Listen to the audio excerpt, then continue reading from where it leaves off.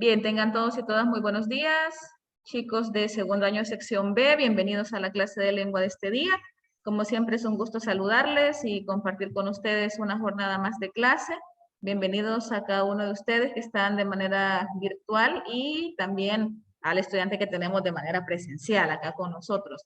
Vamos a trabajar el día de hoy en la continuación prácticamente del contenido que vimos ayer.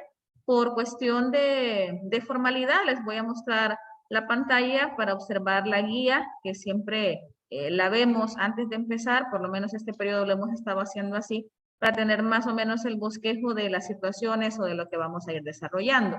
Les decía yo ayer que era muy probable que no utilizáramos solo 2 horas clase para el primer tema, por la cuestión de la extensión de la misma. ¿Por qué? Porque es un tema bastante profundo en el sentido que hay bastantes cosas que se tienen que tocar. Así que hoy vamos a utilizar la primera parte de esta jornada para terminar con la actividad de clase que empezamos ayer.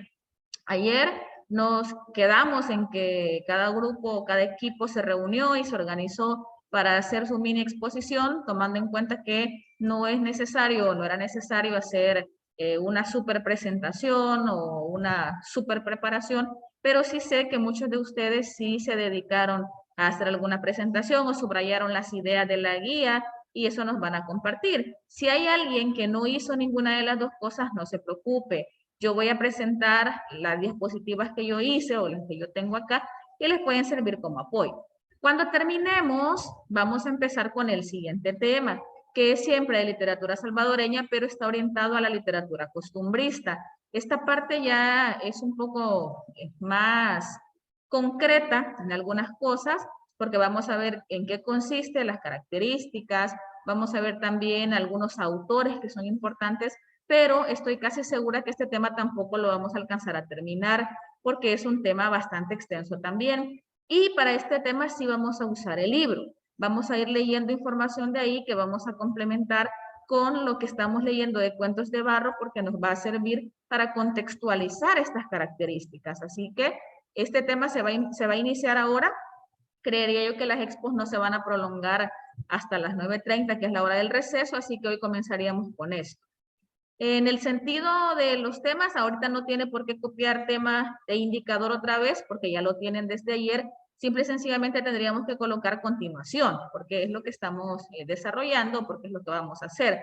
Continuar con las exposiciones, escucharlos a ustedes, pedirles que no tengan pena. Hay algunos que no les gusta activar el micrófono, pero en este sentido solo es cuestión de transmitirnos o de compartir lo que ustedes han leído. No es cuestión de algo mucho más complicado, y aparte de eso recuerden que no es una evaluación, no es una nota, ¿verdad? No es una nota. Si alguien no entró en la clase anterior por X o Y razón, pues no hay problema, no está en ningún grupo, así que solo se va a dedicar a escuchar lo que los compañeros nos van a decir, así que no hay problema. Esperaría yo que haya una justificación de la ausencia, ¿verdad? Sobre todo porque yo tomo asistencia todos los días y de alguna manera se lleva el control de quienes sí asisten y quienes no. Así que no hay problema por eso. En cuanto al contenido socioemocional, pues hemos estado mencionando el tema de la importancia de conocer nuestro país. Yo lo enfoco desde el punto de vista literario, sobre todo hoy que estamos tocando estos temas en esta asignatura y que estamos conociendo nuestros antecedentes históricos, culturales, literarios, nuestros fundadores de la literatura salvadoreña, y vamos a centrarnos también en la parte del patriotismo, que es un sentimiento en el que nos vamos a identificar con nuestro país, con nuestra tierra, porque hemos nacido aquí, porque quieras o no nos hemos arraigado a ciertos valores, a ciertos afectos, a aspectos culturales, a historia, y al sentirnos patriotas, o sea, al mantener o al intentar responder al patriotismo, debemos de tener claro el compromiso de respeto y el amor que debemos tener a nuestro país y a todo lo que sume a eso. Y eso también implica un compromiso de parte nuestra de ver de qué manera yo puedo, o ustedes pueden, o todos podemos contribuir a sacar adelante el país. Alguien diría, yo no puedo hacerlo solo, yo siento que, ¿para qué hago esto si yo no voy a cambiar la realidad de un día para otro? Claro que no, no podemos cambiar la realidad de un día para otro, pero sí podemos contribuir poco a poco, y si todos sumamos fuerzas en alguna corriente o en alguna tendencia en cuanto a mejorar o a tener valores más cimentados y dejar de lado las cosas que sabemos que son negativas en nuestro país, pues las cosas pueden mejorar. Así que esta parte de reflexión, pues que nos quede siempre para tomar en cuenta, y luego pues ya tenemos el desarrollo de la guía, que es lo que vamos a ver justo después de la lectura mecánica. Ahora voy a compartirles Cuentos de Barro. Ayer terminamos de leer el cuento de la botija. Hoy vamos con la honra. Ayer nos hizo el favor de leer Yulisa, porque de los primeros 3 estudiantes, cuando pasé la lista para la lectura, no estaban. Entonces, el día de hoy vamos a regresarnos al número 1 para ver si está conectado. Entonces va a leer el número 1 y si no, vamos a volver a pasar lista otra vez. Carlos Javier no está conectado. Entonces, Merari sí está conectada. ¿Nos podrías ayudar con la lectura, Merari? La lectura de hoy. Vamos a ver si estás por aquí. Hola, buenos días, señor. Hola, Merari, buenos días. Te estamos extrañando por acá. Vaya, mira, tendrías que leer el cuento es la honra, y va desde el principio, había amanecido norteando, hasta quedó en la sombra, justo antes de los asteriscos. Así que te voy a pedir el favorazo que nos ayudes, hija. Vaya. Solo que, señor, el interno me está fallando un poco por si dejan de escucharme en algún momento. Vaya, perfecto, gracias por aclararlo, hija. Vaya. La honra. Había amanecido norteando, la Juanita limpia, el agua helada, El viento llevaba sopes y olores. Atravesó el llano. La nagua se le amelcochaba y se le hacían calzones. El pelo le hacía alacranes negros en la cara. La Juana iba bien contenta, chapudita y apagándole los ojos al viento. Los árboles venían corriendo. En medio del llano la cogió un tumbo del norte. La Juanita llenó el frasco de su alegría y lo tapó con un grito. Luego salió corriendo y enredándose en su risa. La chucha iba ladrando a su lado, queriendo alcanzar las hojas secas que pajareaban. El ojo de agua estaba en el fondo de una barranca, sombreando por quequeisques y palmitos. Más abajo, entre grupos de huiscoyoles y de ixcanales, dormían charcos azules como cáscaras de cielo, largas y olíferas.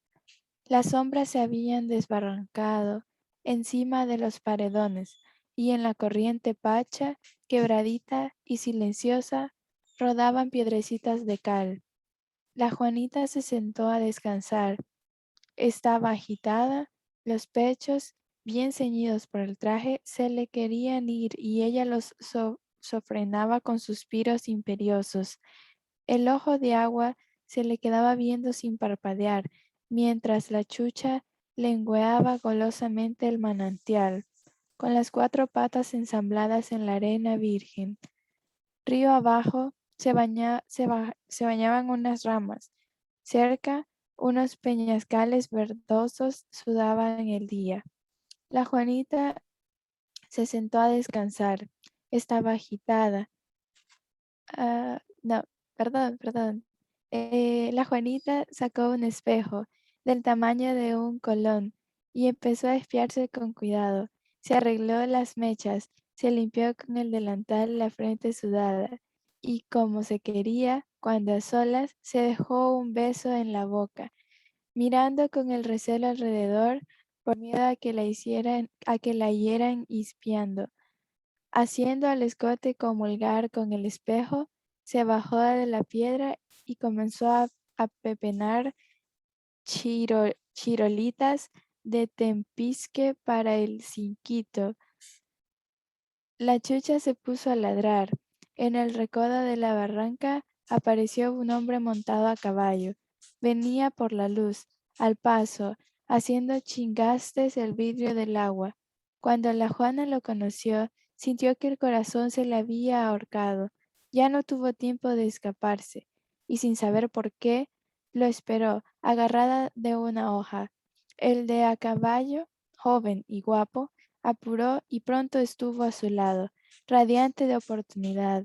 No hizo caso del ladrido y empezó a chulear a la Juana con un galope incontenible como el viento que soplaba. Hubo defensa claudicante, con noes, temblones y jaloncitos flacos. Después ayes y después. El ojo de agua no parpadeaba. Con un brazo en los ojos, la Juana se quedó en la sombra. Muy bien, Merari, gracias hija por ayudarnos con la lectura. Ahora lo que yo quiero es que me digan o que me compartan qué comprendimos de la lectura que acaba de realizar Merari. ¿Qué pasa en esta historia? Para comenzar, el título es La honra y el personaje principal o el que me está mencionando es la famosa Juanita y lo dice así, la Juanita, así que lo vamos a manejar así. Entonces, quiero escuchar qué comprendieron ustedes, qué entendieron qué pasó, qué infieren qué pasó, aunque no haya una explicación o no me lo estén diciendo tan directamente. Vamos a comenzar con Valentín. Valentín, ¿qué comprendiste de ese texto?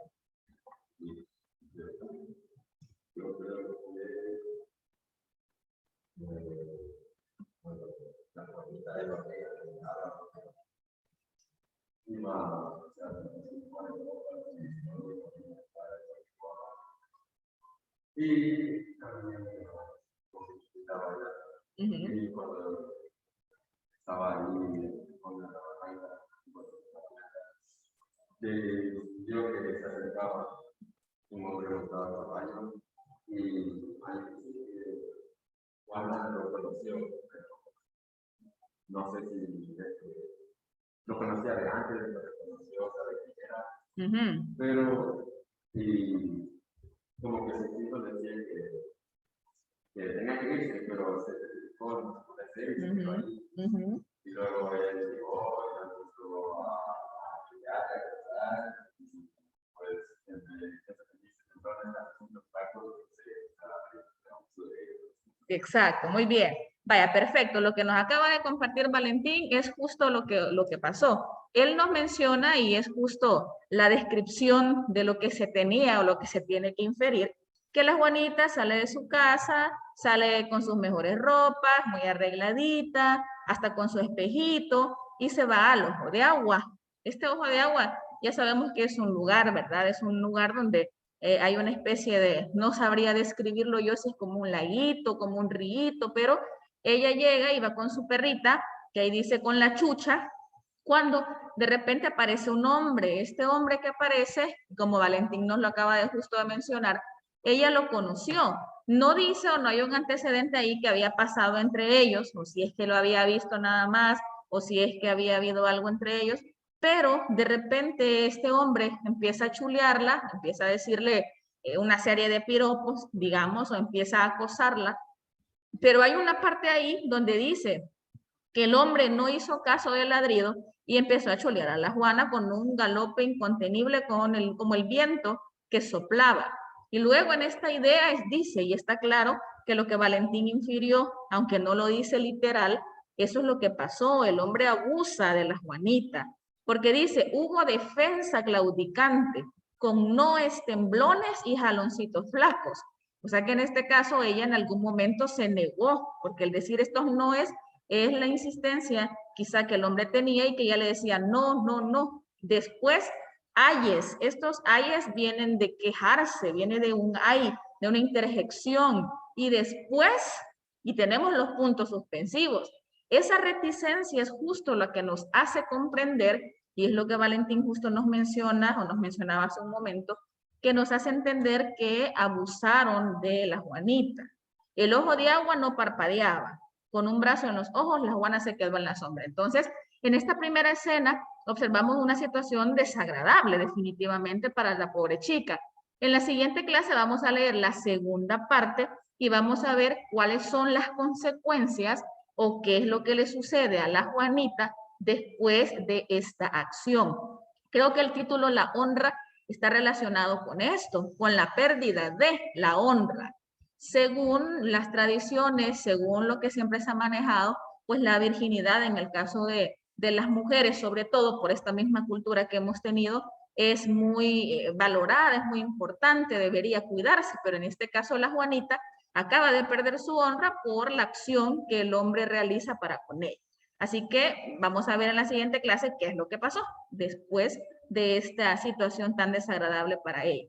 Bien, ahora voy a dejar de compartir la lectura y vamos a pasar a las exposiciones, a las mini exposiciones, ¿verdad? Yo sé que ustedes se han preparado muy bien, sé que lo hicieron de una manera adecuada y con dedicación, así que veamos, del grupo número 1, no sé si ustedes sabían, bueno, ya se tuvieron que haber dividido, así que el que vaya a hablar solo nos dice y me dicen si van a compartir ustedes la pantalla o si dejo yo la presentación.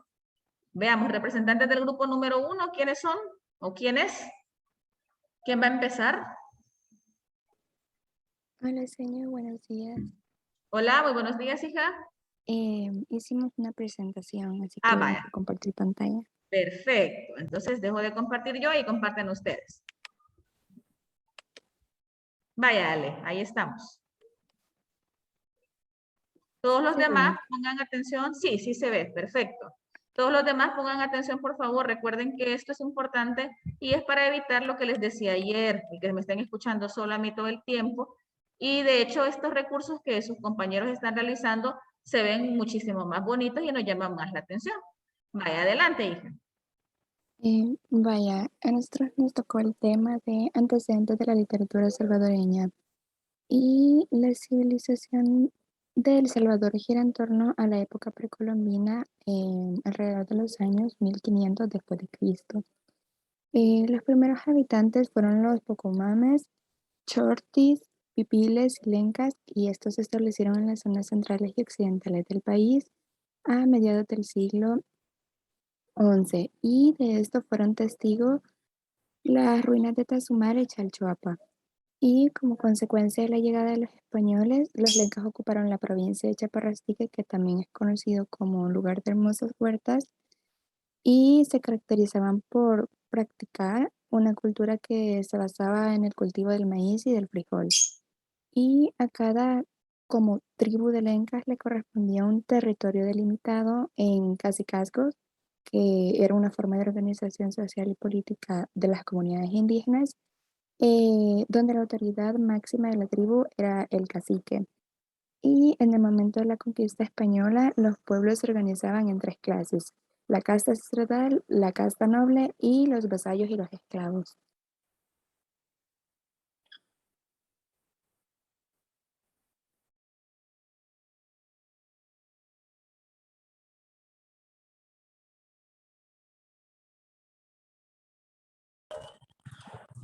Ahorita iba Carlos con nosotros, señor, pero no se metió ahora a la clase. Así que, bueno, voy a decir mi parte y bueno, es que no sé lo de él cómo vamos a hacer. Ok, vaya, si alguien puede leer, aunque sea la parte que le correspondía a Carlos, podrían apoyarlo con eso. Y luego decís tu parte. Sí, sí.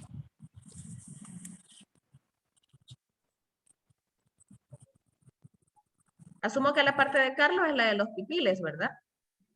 Sí, sí, todo eso.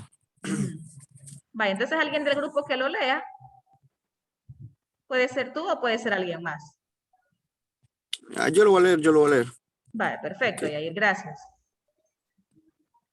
Los pipiles encabezaron varios cacicazgos en el territorio. De ellos, el de Cuscatlán fue el que logró imponer su hegemonía al unificar el territorio pipil para crear el señorío de Cuscatlán, que estaba organizado como una federación.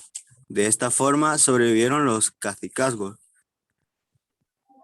sometidos como estados o departamentos que eran dependientes del cacique de Cuscatlán.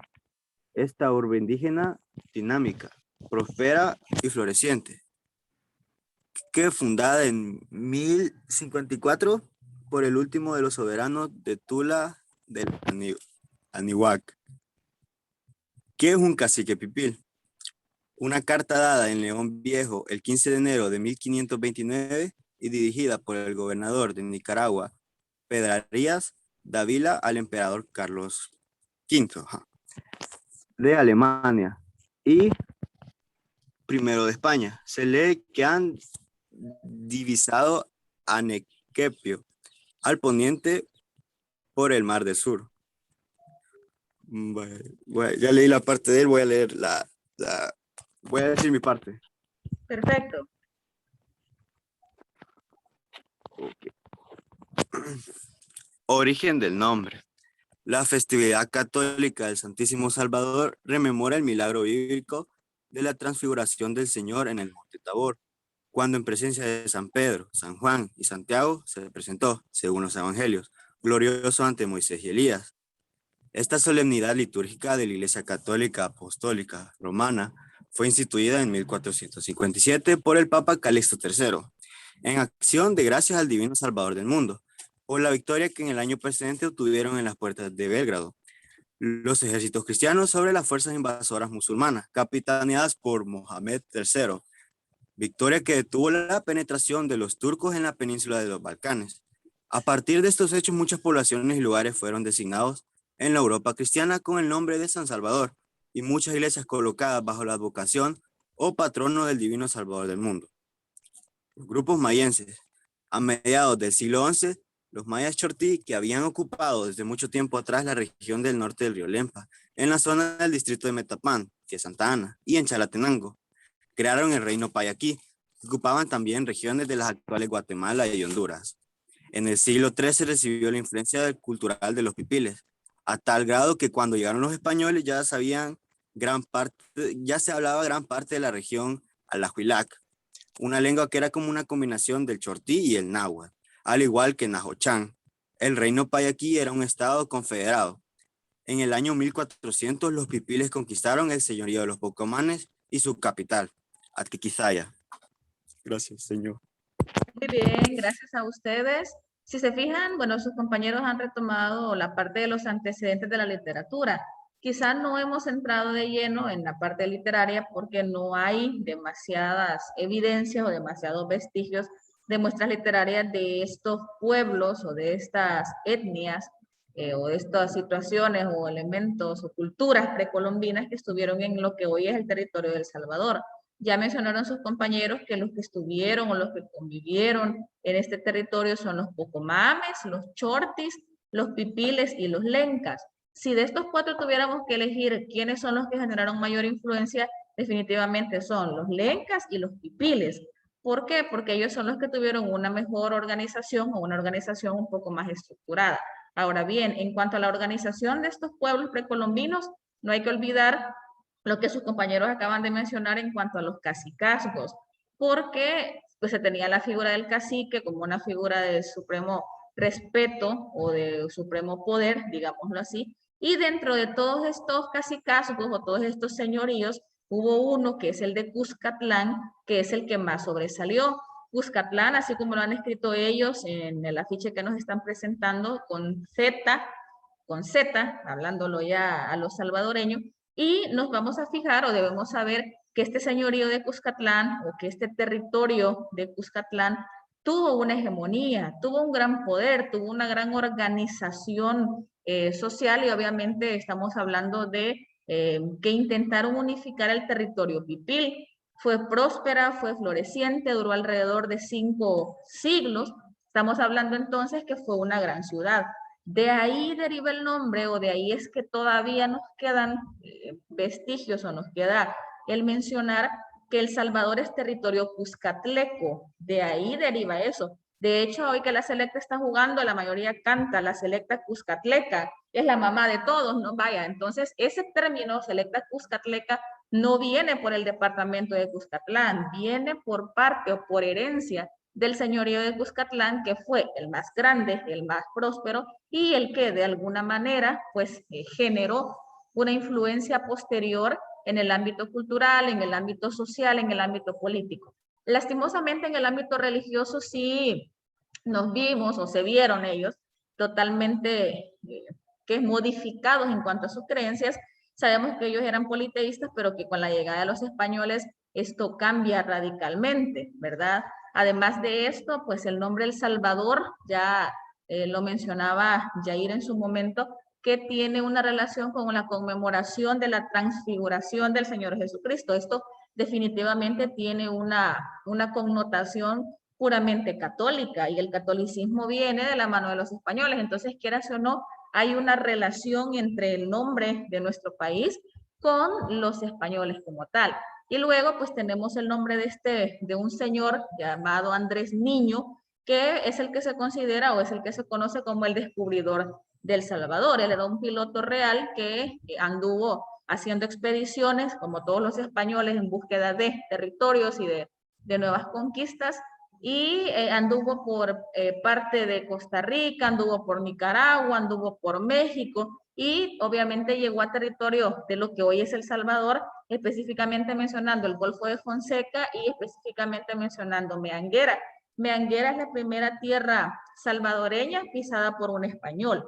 Entonces, ahí el nombre, igual la bahía de Jiquilisco también tiene una tradición desde hace tiempos y todavía la seguimos manejando. Ahora, alguien diría, yo no conozco, no sé dónde está Meanguera. Sería lo más normal el hecho de pensar o de no conocer ciertos lugares. Entonces, lo importante es que vayamos reconociendo, que vayamos identificando estos rasgos y que sepamos qué pueblos precolombinos estuvieron en lo que hoy es nuestro territorio. Así que les agradezco a los compañeros del grupo número 1, muy buen trabajo. Vamos con el grupo número 2. Solo me confirman si van a compartir pantalla o si comparto yo mi presentación. Usted comparta, por favor. Vaya, perfecto. Vaya, vamos a irnos a la parte del grupo 2. Vaya. Adelante, César. A ver, buenos días para empezar a los compañeritos. Nosotros vamos a hablar sobre varios subtemas porque la información de cada subtema es relativamente corta, a excepción de la organización política, que ahí se habla un poquito más. Yo voy a empezar hablando de los pueblos aborígenes de El Salvador. En El Salvador, El Salvador tiene una superficie de 20.751 kilómetros cuadrados. Esto quiere decir que en este territorio, en la era precolombina, se habitaron tribus mongoloides, que mongoloides se referencia, o hace referencia, mejor dicho, a razas o tribus que o presentan características similares o bien pertenecen a los pueblos de Asia o que tienen similitud de características con esos pueblos.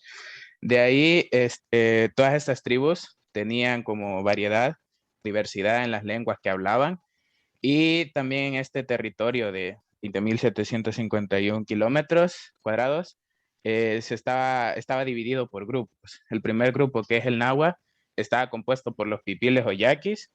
El segundo, que era el grupo maya, está compuesto por el Mixe, el Pocomame y Chorti. De ahí el grupo Lenca por los Tones y Taulepas. El grupo Lua por los Cacauperas o Matagalpas. Y el grupo Chiapaneco, que está compuesto por Cincas y Mangues, o también tenían el nombre de Chorotegas. De ahí los estados precolombinos.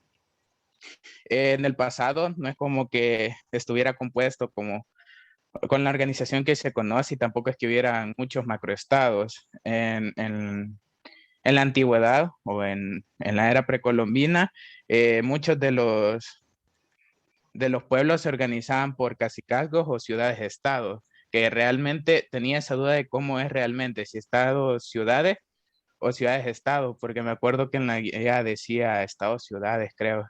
Entonces, pero yo tengo idea de qué es ciudades-estados, no sé si me puede confirmar. Fíjate que sí, en la guía decía estados-ciudades. En realidad creo que es indistinto porque hace alusión a la misma cosa y quizás suena mejor ciudades-estado. Entonces ahí no habría problema en cuanto al orden, César. Pues ciudades-estados.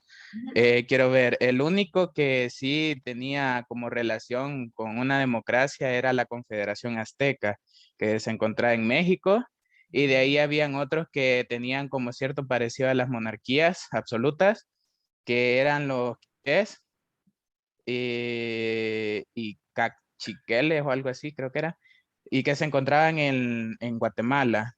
Y de ahí también los incas, que se encontraban en la cordillera de los Andes de Perú.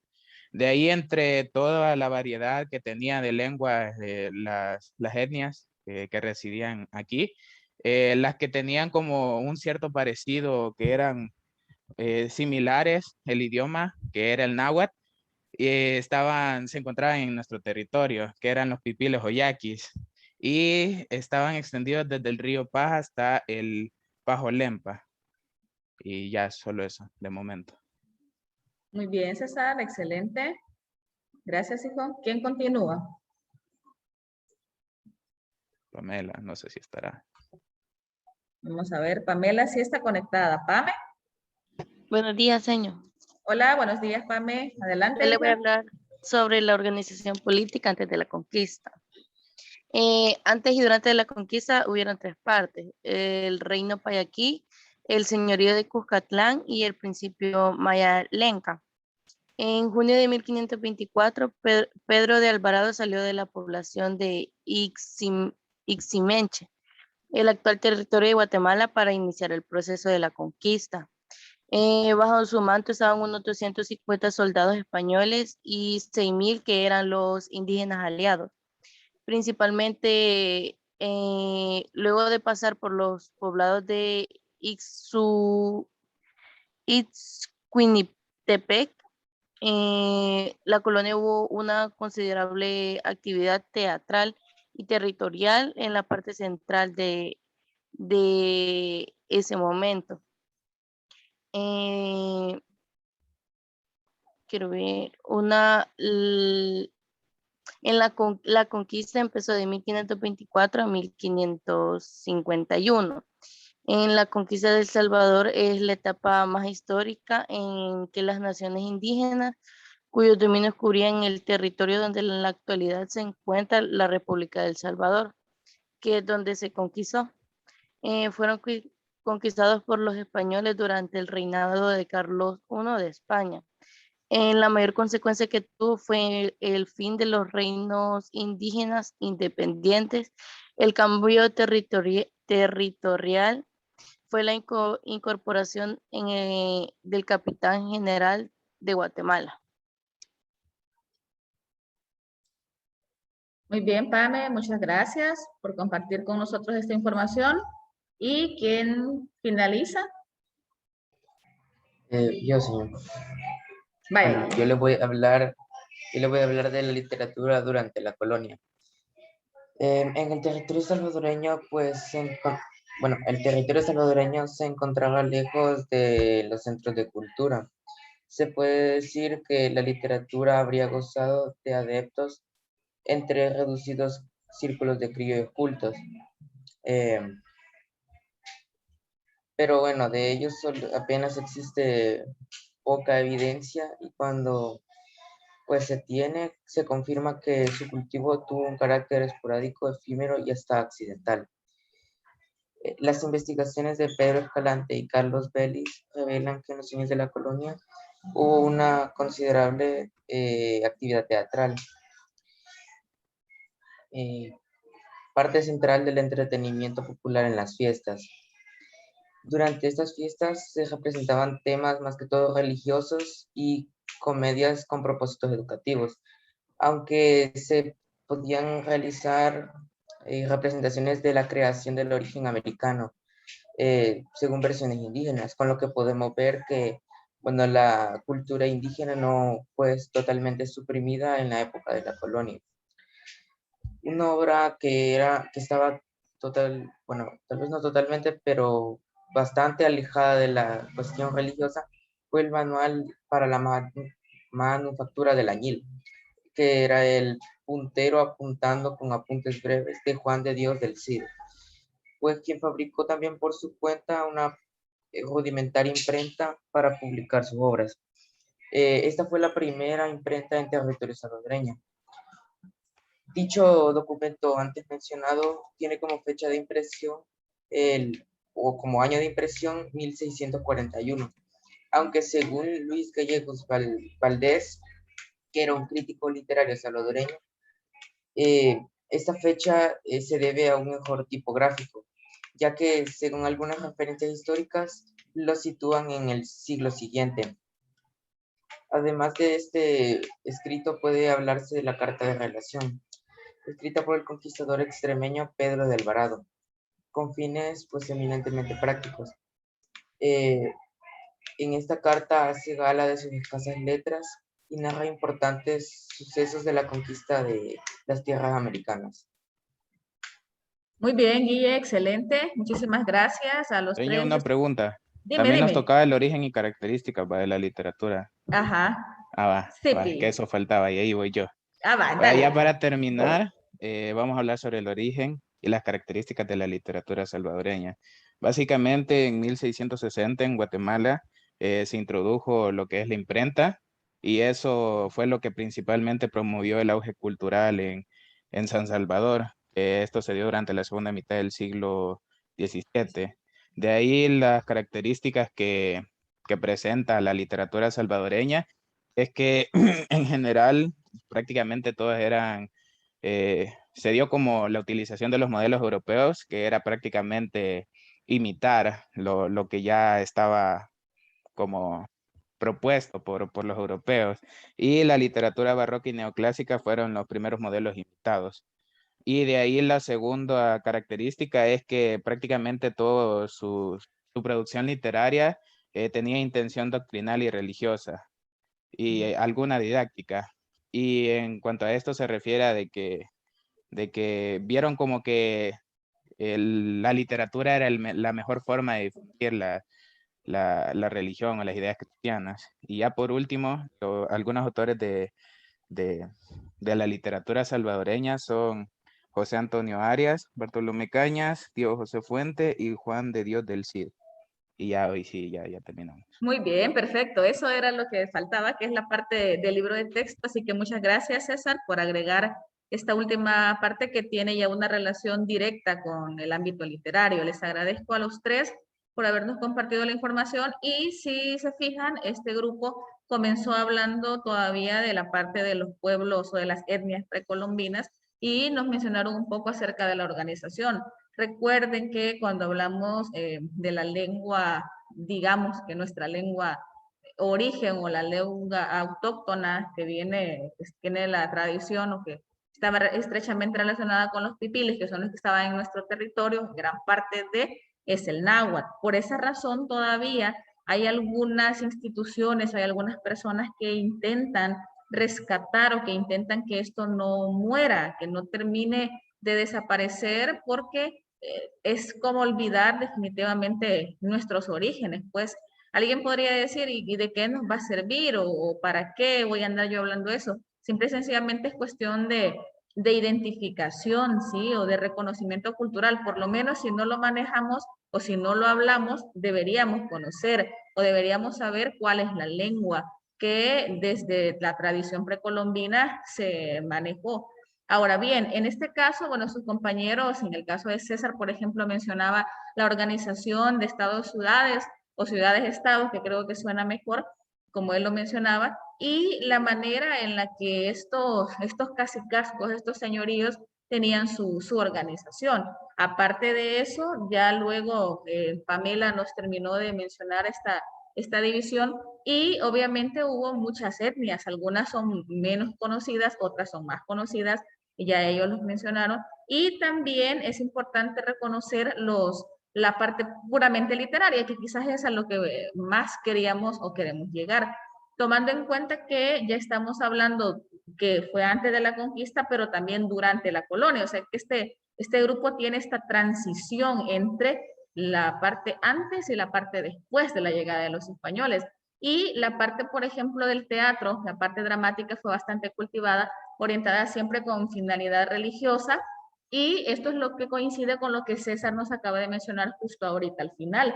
¿Por qué? Porque había una doctrina o porque había un objetivo de hacer llegar a las personas este mensaje relacionado con la parte religiosa, con la parte doctrinal y convertir, ¿no? A todos los que no habían sido convertidos a esta religión. Además de eso, empieza a surgir el deseo, empieza a surgir la imagen de una serie de criollos cultos que al final después vienen a desembocar, luego de un par de años, en las gestas independentistas, ¿sí? Bajo el influjo de la Ilustración, que es justo lo que nos van a mencionar los compañeros del grupo 3. Entonces, hay varias obras o varios elementos que se pueden mencionar. César nos mencionaba justo al final cuáles son algunos autores, y dentro de ellos está Juan de Dios del Cid, que es el que escribió El puntero apuntado, con apuntes breves, que suena como un trabalenguas, pero que es o que se considera la primera obra escrita en territorio salvadoreño, impresa también, tomando en cuenta que la impresora, en este caso, pues no estamos hablando de una tecnología como la que se tiene actualmente, ¿no? Hasta láser y toda la cosa. Es una imprenta rudimentaria. Y el año 1660 es importante, y también lo mencionaba César hoy al final, porque estamos relacionamos este año con la introducción de la imprenta, en este caso a la Capitanía General de Guatemala, pero que obviamente al ser vecinos y al estar prácticamente a la par, tenía o tuvo una influencia también en nuestro territorio. Entonces les agradezco muchísimo a los compañeros del grupo número 2 y vamos con el 3, literatura durante la independencia, que también hay bastante que hablar o que mencionar aquí. Así que solo me dicen si comparten ustedes o si sigo yo con la presentación. Ya voy a compartir yo, Nelia. Ah, vaya, perfecto, Yuli. Ahorita. Vaya, ahí estamos.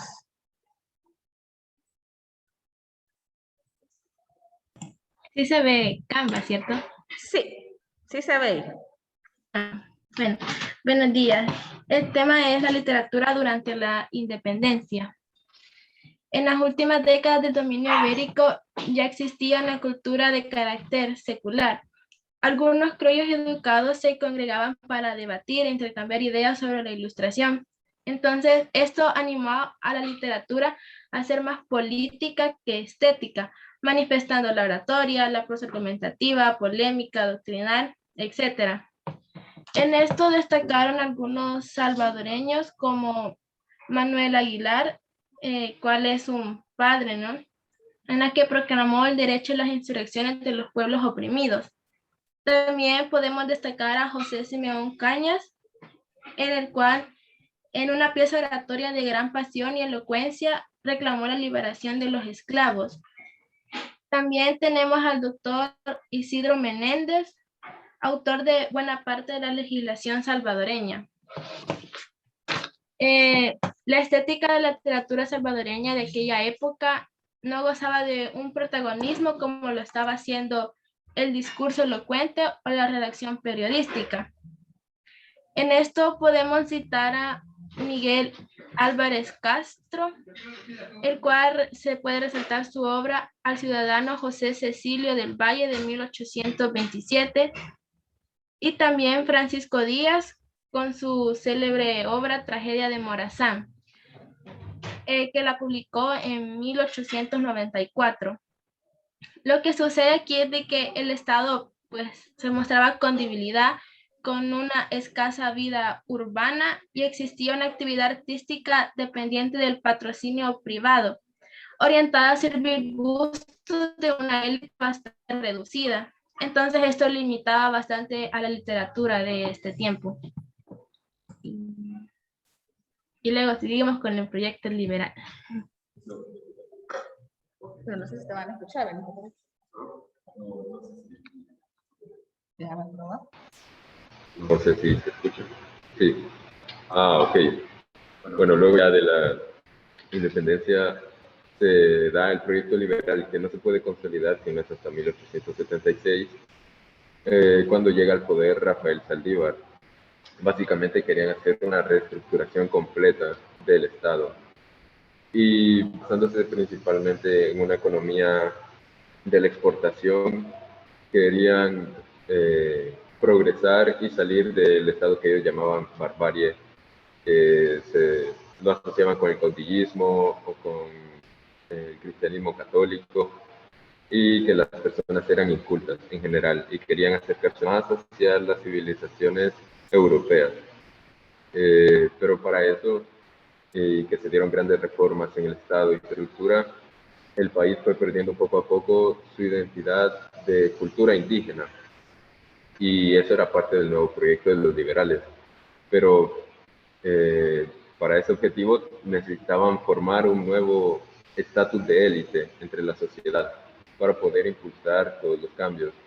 Fue así que se llevó a la fundación en 1841 de la Universidad de El Salvador y en 1870 la creación de la Biblioteca Nacional, que se fue ampliando y llegando a tener incluso una revista propia con el paso de los años.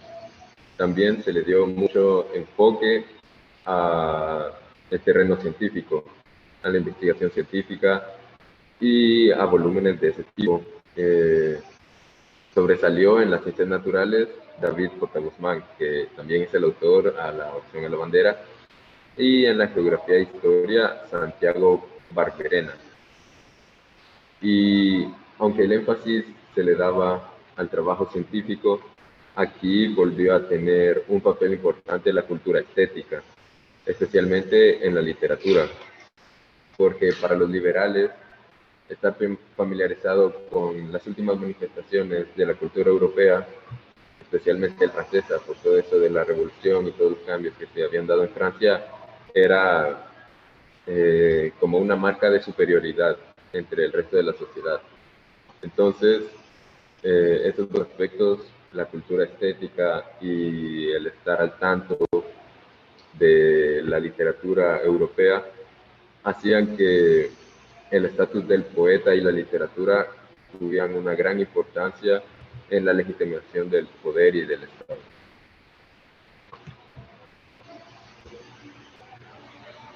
Buenos días. Yo les voy a hablar sobre el periodo pre- y postindependentista y sobre el modernismo durante la independencia. En el periodo pre- y postindependentista, en los últimos años del dominio cultural, se dio el auge de los géneros como la oratoria y la prosa argumentativa, polémica y doctrinal. Era donde los autores hacían como un de ingenio y caricatura. Algunos autores que hicieron historia al involucrarse en los movimientos independistas y otros quehaceres políticos de la naciente región fueron Manuel Aguilar, José Simeón Cañas, Isidro Menéndez, David Joaquín Guzmán y Santiago Ibarra. El modernismo durante la independencia nos trajo cosas como que Fernando Velarde, que era un español que estuvo en el país en la década de 1870, impactó bastante a las generaciones jóvenes por hacer uso del romanticismo de cuño ibérico, que era como retórico y folclorista. Entonces, eso como que llamó bastante la atención en esos tiempos.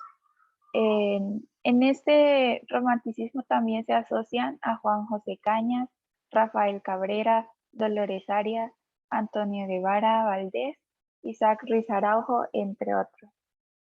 También otra cosa que sucedió fue que Rubén Darío y Francisco Gavidia, a pesar de ser como jóvenes en esos tiempos, arremetieron contra la poesía de este Velarde, porque ellos, a diferencia de Velarde, utilizaban el modelo de la poesía francesa, que era simbolista y parnasiana. Otra cosa que sucedió fue que Francisco Gavidia asumió la empresa de fundar una literatura nacional. Y otros autores importantes del periodo fueron Vicente Acosta, Juan José Bernal, Calixto Velado y Víctor Gil. Gracias. Muy bien. Me parece excelente también la intervención del grupo número 3. Muchísimas gracias. Y si se fijan, ya en esta parte, en lo que el grupo número 3 nos acaba de mencionar o nos acaban de compartir, nos damos cuenta que ya existe o que ya hay, digamos, una mayor cantidad de nombres de personas que intervinieron en el ámbito literario.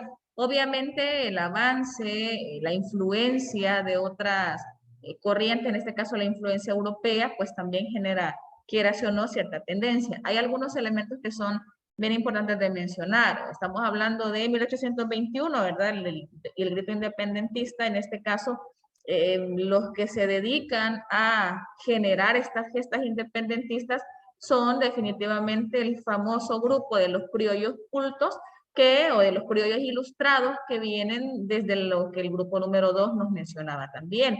Estos criollos cultos lo que querían era sí independizarse quizá ellos propiamente de la corona española.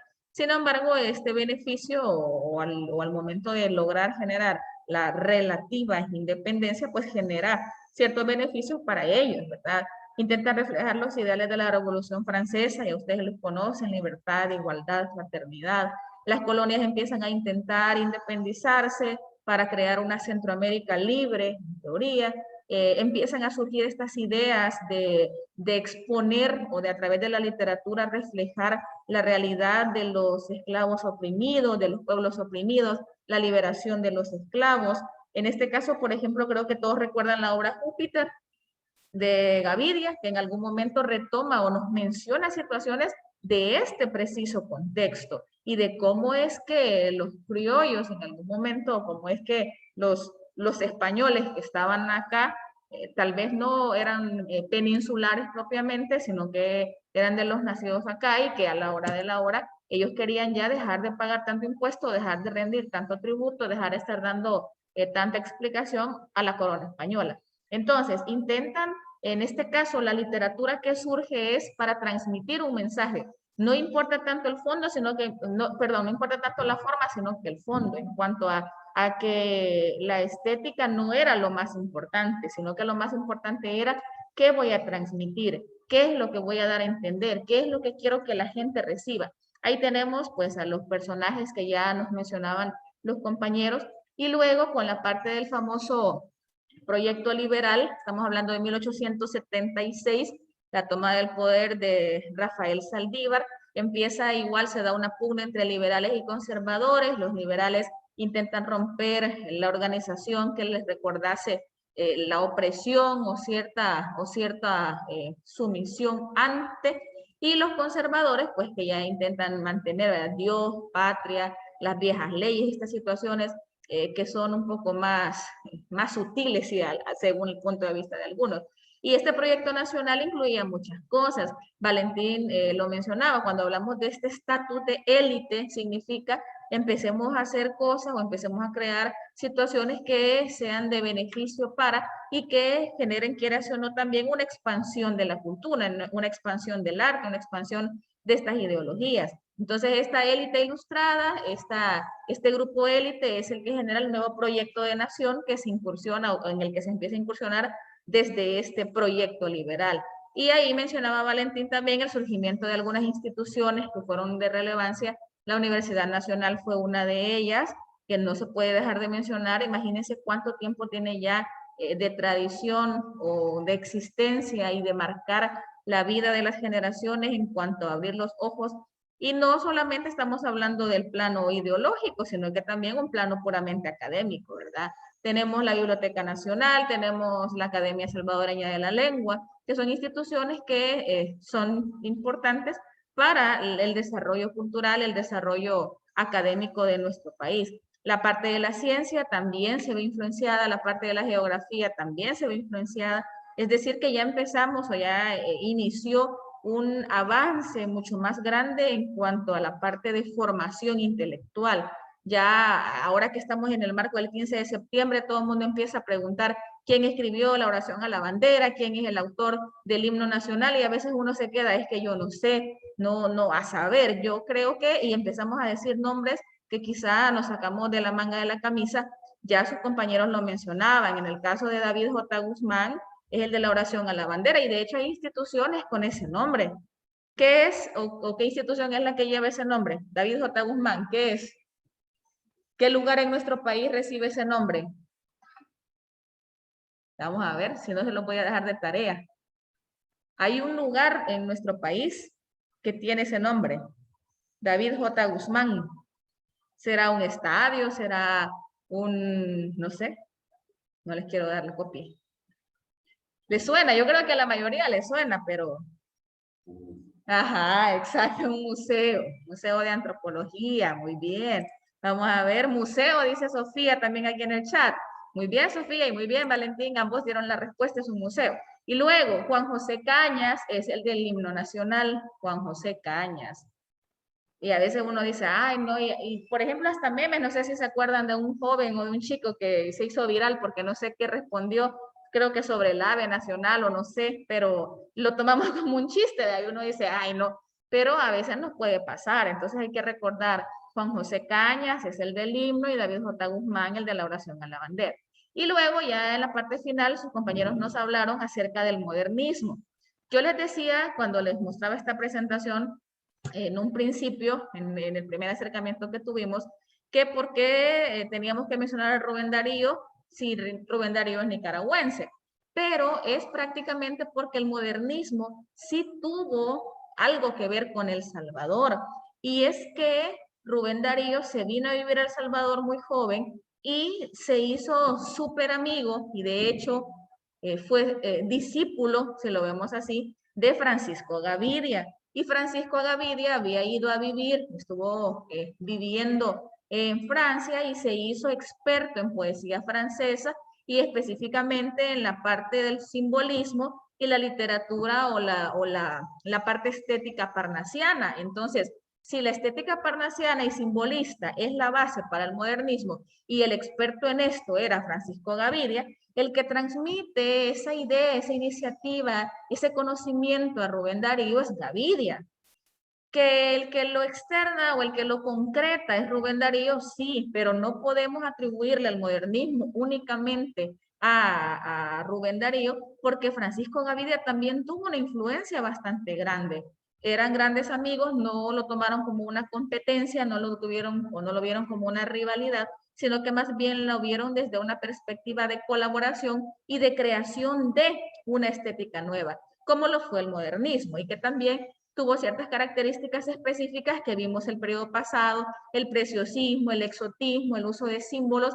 ¿Por qué? Porque se habían fundamentado en la literatura francesa parnasiana y el experto en estas cosas o en estos temas fue Gavidia. Así que en cuanto a esto, agradezco mucho al grupo número 3 por habernos compartido la información. Muy bien.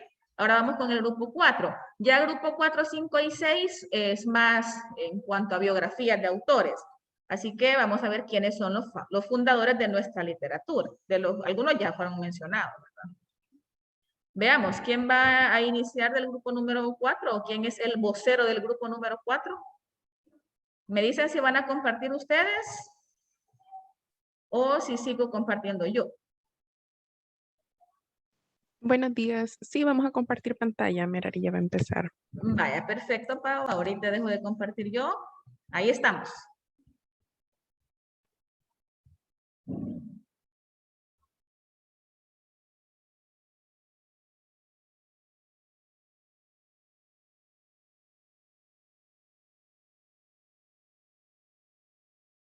Bueno, a nosotras nos tocó el tema de Francisco Gavidia. Les voy a contar un poco sobre su biografía. Nació en San Miguel, en el actual municipio de Ciudad Barrios, un 29 de diciembre entre 1863 y 1865. Su producción literaria empezó a muy temprana edad y en su obra alcanza dimensiones enciclopédicas porque abarca muchos temas del humanismo. Francisco Gavidia dedicó su vida al conocimiento, la literatura y el arte, y es por esto que tenía múltiples ocupaciones como poeta, cuentista, dramaturgo, musicólogo, historiador, filósofo, periodista, crítico literario, traductor, pedagogo, entre otras.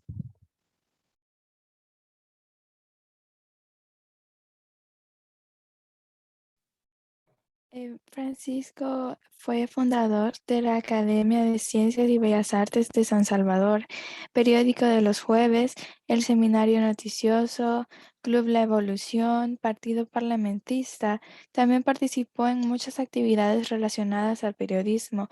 Fue catedrático de la Universidad Nacional de El Salvador, director titular y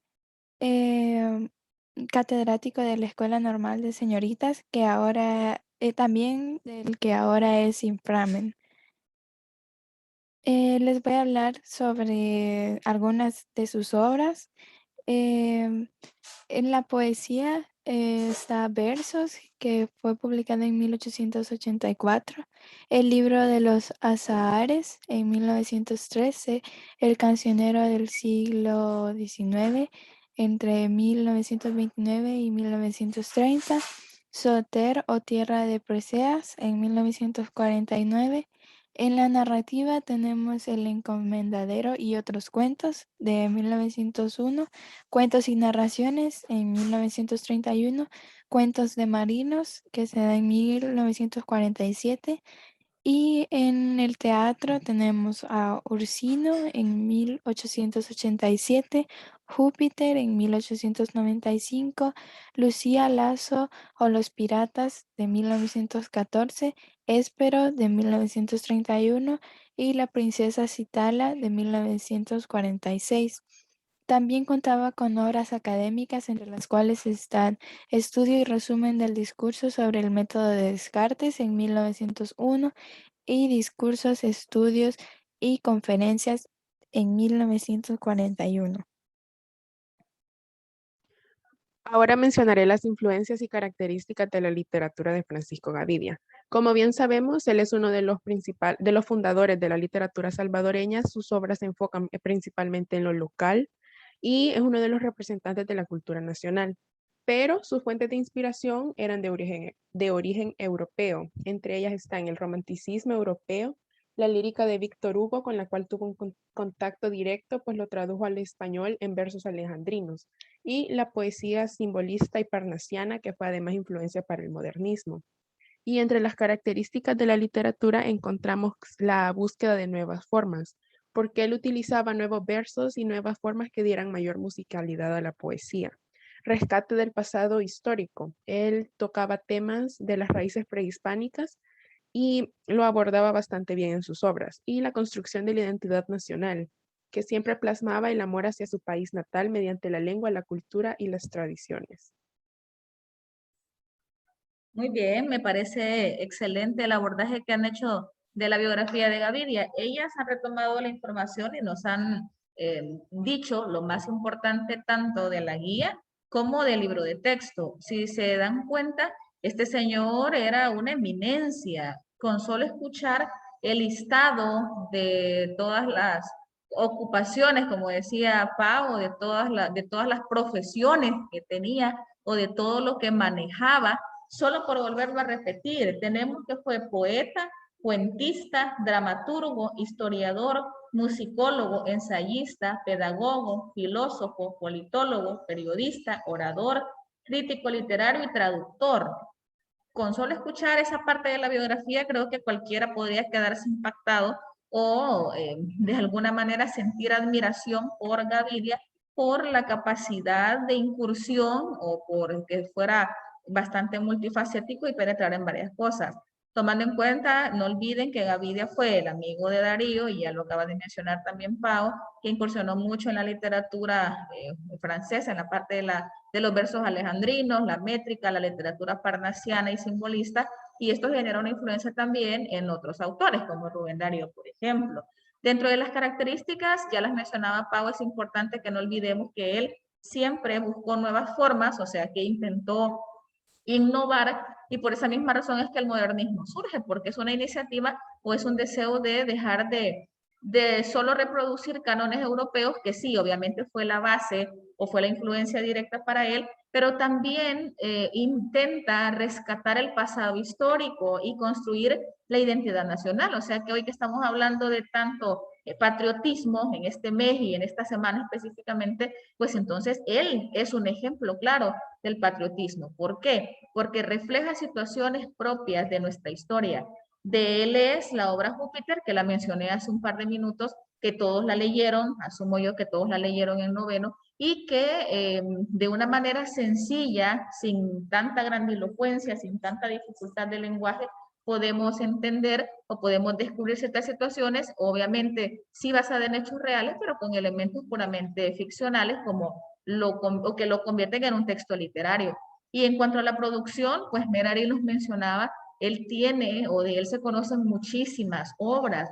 De hecho, hasta las podemos clasificar por géneros, digamos, porque él escribe poesía, él escribe narrativa, él escribe teatro, o sea que se dedicó a escribir de todo lo que le llegaba, o de todo lo que conocía y de todo lo que para él era un insumo bueno para crear literatura, pues lo hacía. Y además también tiene obras académicas, textos puramente relacionados a temáticas o situaciones de X o de Y tema, porque también fue catedrático, y ahí también Merari nos mencionaba cuáles son los ejemplos o las muestras.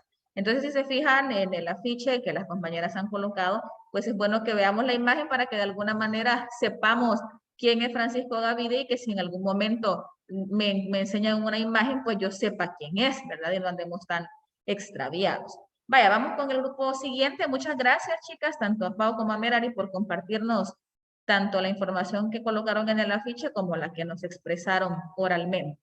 Vamos a ver, siguiente grupo. ¿Nos va a hablar de otro? ¿Van a compartir ustedes? Sí, sí señor. Va. Perfecto. Mire, ya lo ve. Sí, ya se observa. Está en grande, ¿verdad? Sí, está en grande. Perfecto. Vaya. Buenos días. Nosotros les vamos a hablar sobre la vida de Alberto Masferrer.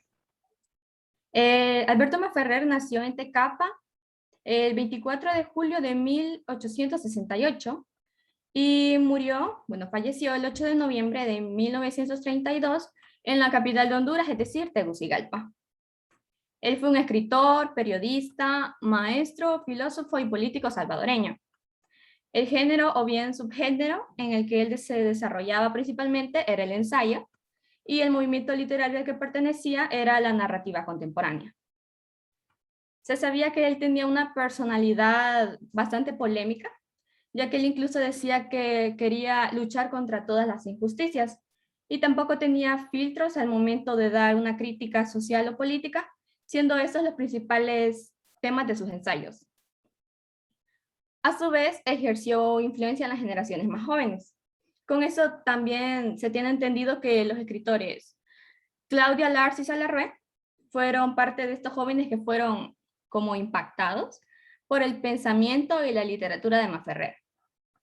Bien, él nació de Enrique Masferrer, que era un hombre de origen español que vivía en El Salvador, y este mismo no reconocía a Alberto como su verdadero hijo. Y su madre era Leonor Mónico, que ella sí era salvadoreña. Tiempo después se logró como descubrir que Enrique Masferrer y Alberto Masferrer sí eran padre e hijo, lo que hizo que Alberto fuera a vivir con su padre. En su infancia cursó sus primeros estudios de letras en la escuela de Jucuapa y al cumplir los 10 años ingresó al colegio fundado por la francesa pedagoga Agustín Chappin. Bueno, el colegio Agustín Chappin. También en 1883 fue enviado, bueno, cuando tenía como 15 años, fue enviado por su padre a Guatemala por enojo o bien desquite de ya que Alberto no había cumplido un castigo que le puso. Y por esos problemas y segura muchas más razones, Alberto decide rechazar la custodia paterna y abandona su hogar para poder viajar a diferentes países centroamericanos en los que se encuentran Guatemala, Honduras y Nicaragua, en los que incluso él trabajaba como vendedor ambulante.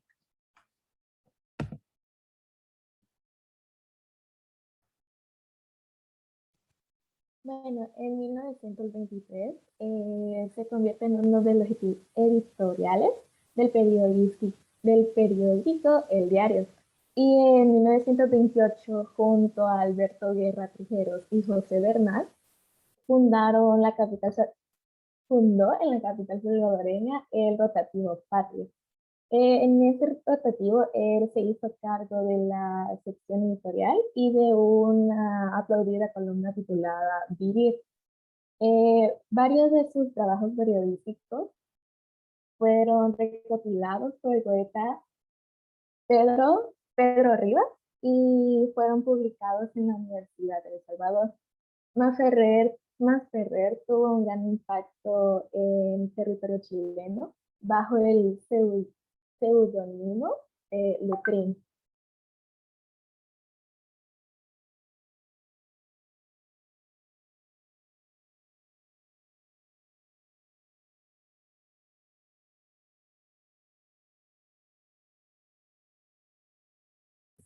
Buenos días, les voy a hablar acerca de la vida política de Alberto Masferrer.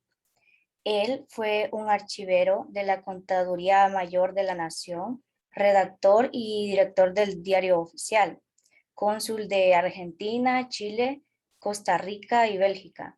Con una salud delicada, pasó algún tiempo en silla de ruedas. También apoyó al Partido Laborista del ingeniero Arturo Araujo para llegar a la presidencia de la República. Luego de eso resultó todo esto en un irrevocable golpe de Estado del general Maximiliano Hernández Martínez. Las matanzas posteriores a manos del ejército salvadoreño desengañaron a Masferrer, quien hubo de partir a Guatemala y a Honduras. Sumido eso, la pobreza y la enfermedad que le llegó a Alberto Masferrer.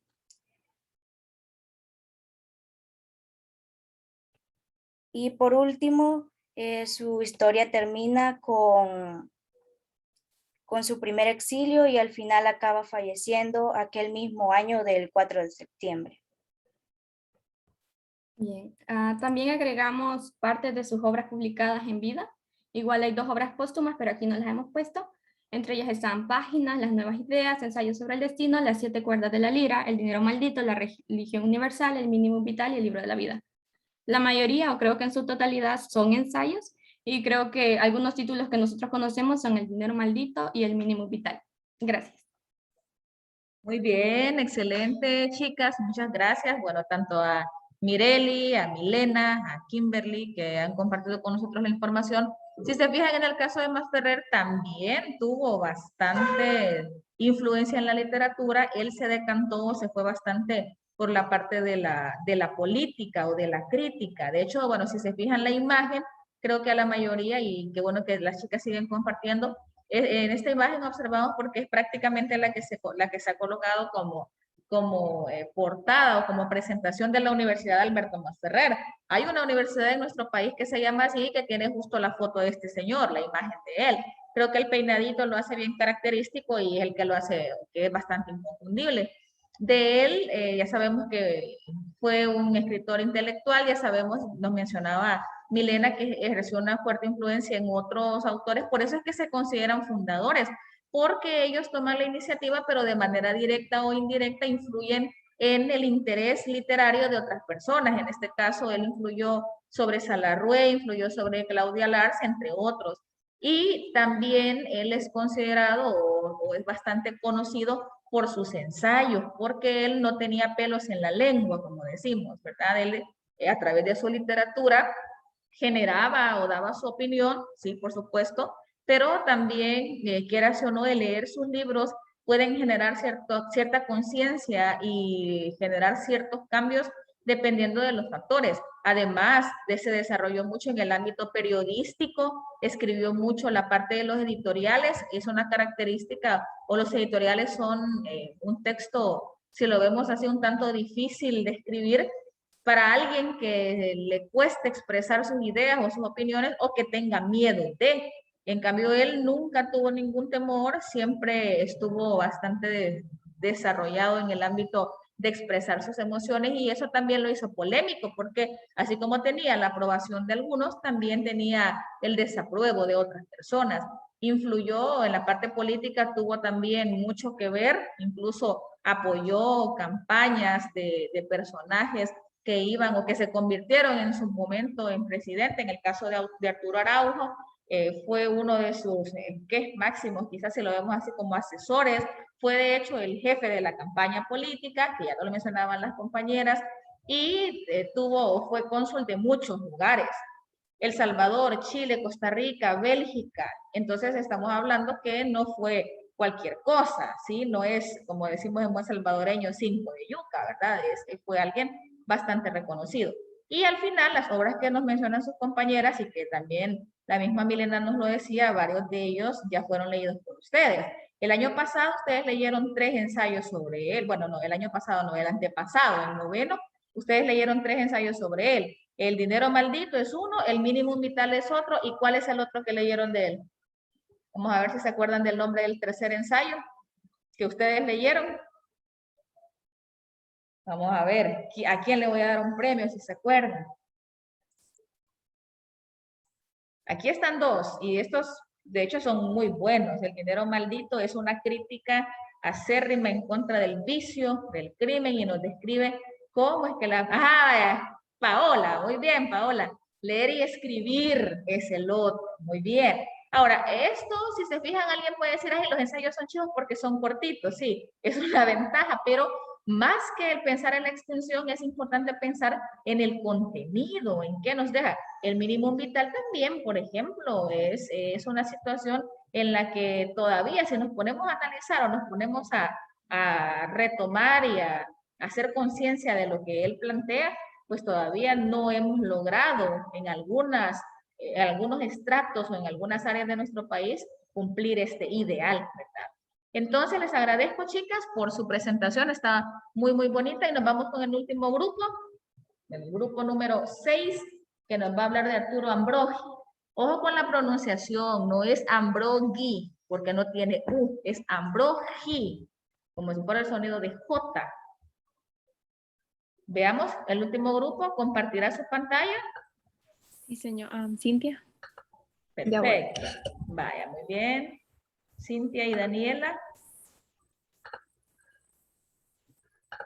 Vamos a salir justo con el tiempo, creo yo. Pero lo han hecho excelente. Vaya.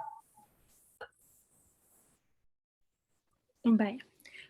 Nosotros le vamos a hablar de Arturo Ambrogi. Nació en San Salvador en 1875 y murió en la misma ciudad el 8 de noviembre de 1936. Fue un director de la Biblioteca Nacional, periodista prolífico y censor. Es considerado junto a Francisco Gavidia uno de los fundadores de la literatura nacional. Comenzó a escribir a una corta edad influenciado por Rubén Darío. Ambrogi se formó en los prestigiosos diarios extranjeros La Ley en Chile y El Nacional en Buenos Aires. La crítica ha destacado la precisión de Ambrogi para el detalle, su capacidad descriptiva, la elegancia y la propiedad de su prosa, en resumen, su excelencia en la expresión. En las evocaciones que Ambrogi hace de la vida en el San Salvador a finales del siglo XIX, encontramos un lenguaje fresco, que es la mezcla de la nitidez en el trazo y de la acotación puntual.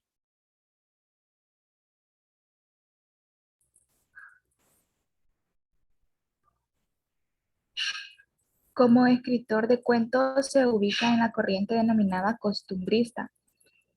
Sus aportes fueron fundamentales para la construcción de este movimiento y su trabajo se caracterizaba por la unión entre lo autóctono y la forma literaria, ya que en sus obras el lenguaje popular, no signo de ignorancia, fue incorporado en sus relatos costumbristas como un recurso para otorgar sabor local que caracteriza a sus personajes. Se aleja de la tradición literaria hispana. Se inspira en temas donde la gente de letras de esa época no encuentra ninguna inspiración. Y la utilización de impresionismo literario, ya que en sus narraciones predomina la luz, el color y el diseño. Otras obras de Ambrogi son Bibelots en 1893, Cuentos y Fantasías en 1895, Manchas, Máscaras y Sensaciones en 1901, Sensaciones Crepusculares en 1904, El Libro del Trópico, 1907, Marginales de la Vida en 1912, El Tiempo que Pasa, 1913, Sensaciones del Japón y de la China, 1915, El Segundo Libro del Trópico, en 1916, Crónicas Marchitas, también en 1916, y Muestrario, obra que fue publicada después de la muerte de Ambrogi en 1955. Gracias.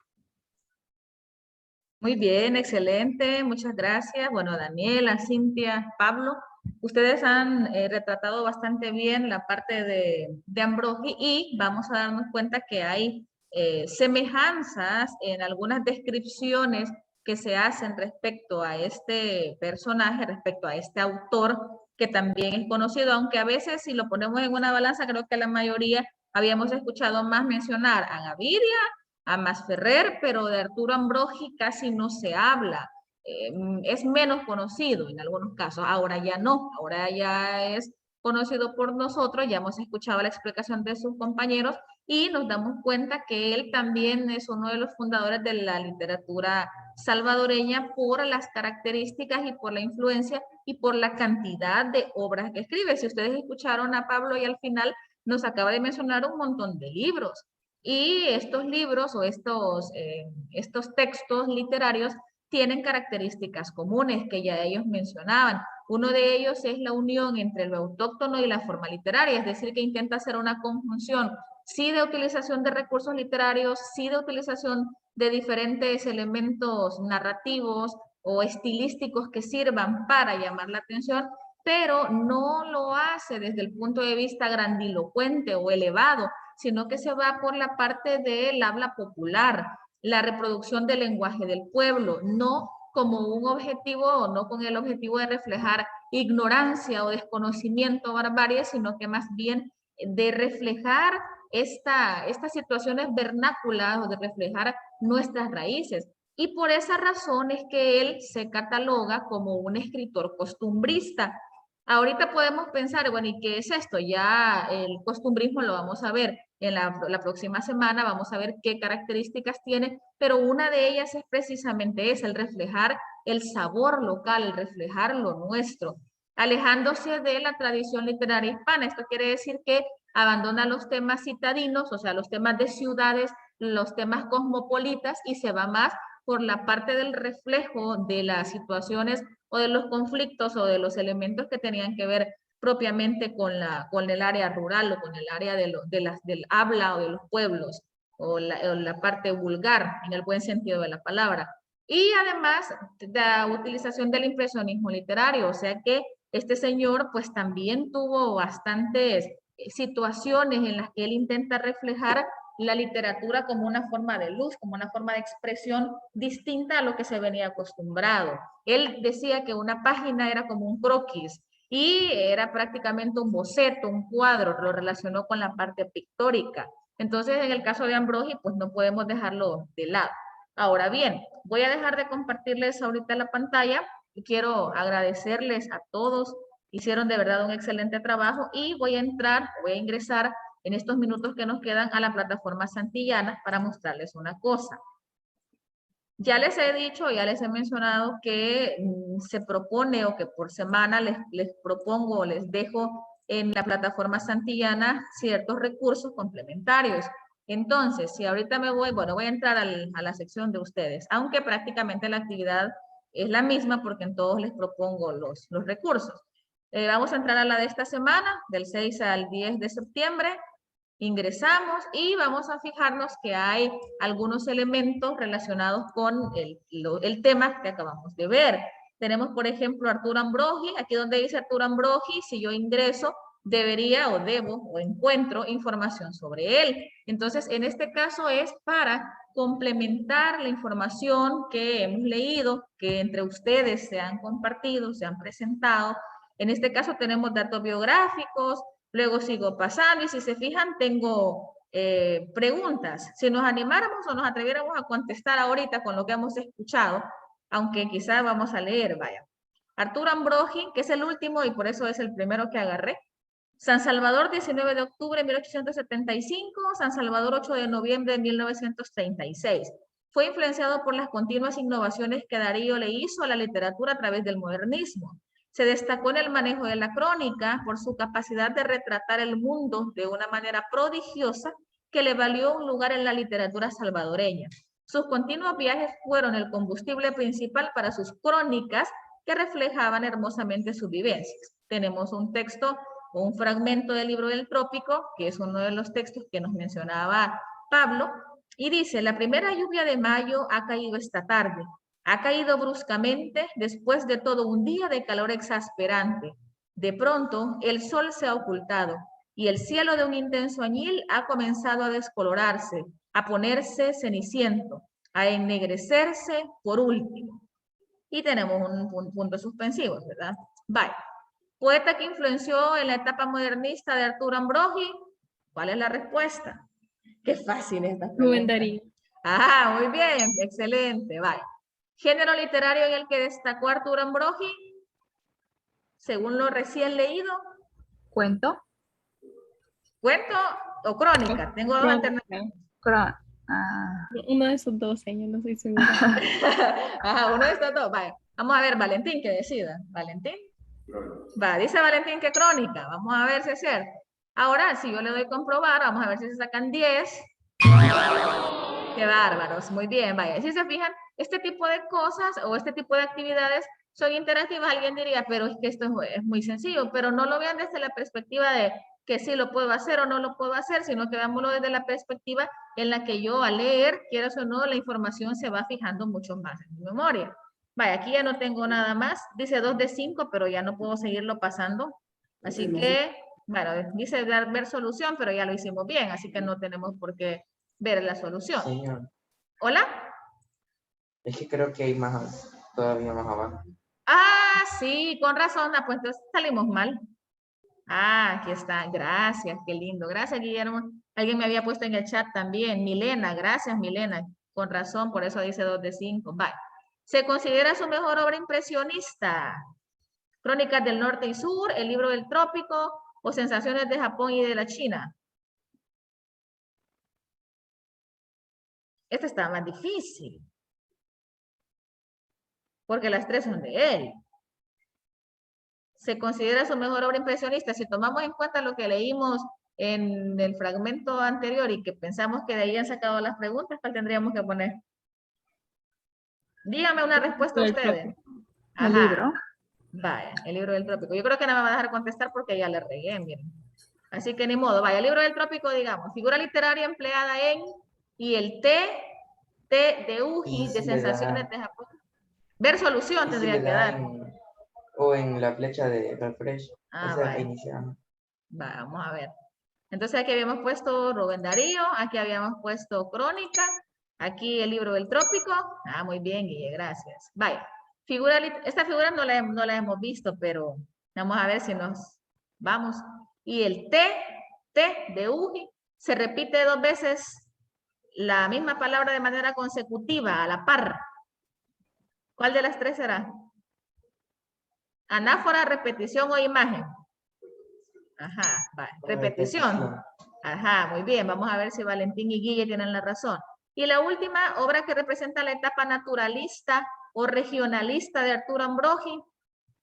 Sensaciones de Japón y de la China, el libro del trópico y el Getón, o crónicas de norte y sur. Esto obviamente ahora lo estamos haciendo como que al flash, ¿verdad? Súper rápido. Pero si nos ponemos a hacerlo de manera consciente, si no conozco la respuesta, tendría que ir a ver en la biografía, ya sea de la guía, del libro, o de los materiales que la misma plataforma me sugiere, para poderlo descubrir. ¿Cuál vamos a poner aquí? Por cuestión de tiempo vamos a elegir una respuesta, pero ¿cuál les parece a ustedes más que pueda representar el naturalismo o el regionalismo por los nombres de las obras? Acuérdense. Crónicas de norte y sur. Vaya, ¿alguien tiene alguna otra opción? ¿Apoyamos la respuesta de Dani? Vamos a... Sensaciones de Japón y de la China. Ya tenemos 2 opciones. Y otra va a decir el libro del trópico y el Getón. ¿Cuál de las 3? Vaya, cada uno tome su respuesta. Vaya, quiero ver aquí. Estoy viendo las respuestas. Algunos me han colocado las respuestas en el chat también. Alguien me dice que la B y alguien me dice que la A. Entonces tenemos ese dilema. Vamos a ver. Alguien dice que la C. Vaya. Entonces nos vamos a quedar con una, pues. ¿Cuál pongo, Valentín? Decime, ¿cuál pongo? Yo no, dice Valentín. Elegí una, no hay problema si nos equivocamos. Acuérdense que ahorita es una práctica. La C, vale, la C, dice Valentín. Entonces vamos a ver, ahora sí, vamos a ver la solución. Es probable que nos hayamos equivocado, pero igual, ahorita no nos vamos a estresar. De todas maneras, ustedes saben que en el examen no les pongo preguntas así como tan específicas. Vaya, miren, no sé, yo creo que me está tirando el error porque ya lo habíamos revisado la primera vez. Pero en este caso sí hay una repetición o también considerada reduplicación. No sé por qué esta la está colocando mala. Esta, la obra impresionista, me suena que puede ser Sensaciones de Japón y de la China, y esta yo me hubiese ido por el libro del trópico y el Getón, porque el nombre del Getón, desde escuchar, ¿qué entendemos por alguien que sea Getón?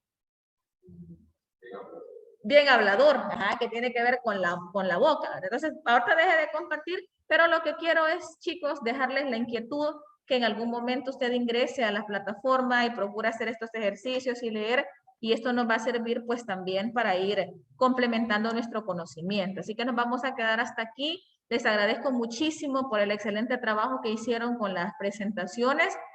Creo que es una manera muy distinta de escucharnos entre nosotros, de compartir lo que pudimos haber leído y de esa manera enriquecernos entre nosotros mismos. Así que les agradezco por su excelente trabajo y bueno, nos vamos a un receso y nos vemos la otra semana. Primero Dios. Que tengan un buen día y cuídense. Señor, mire. Dime, hija. Lo de las figuras literarias, y si es anáfora, porque la anáfora también es una repetición, ¿verdad? Sí, pero fíjate que en este caso el problema es la manera en la que lo presentaron, porque normalmente la anáfora es la repetición de la misma palabra o frase al inicio de cada verso. Y el problema o lo que yo observé ahí es que está en el mismo. Gracias. Ajá. Bueno, hija, pero gracias a ti también por preguntar, así tiene que ser. Gracias, señor. Adiós, señor. Bueno, hasta luego, cuídense, hijos. Feliz día para todos.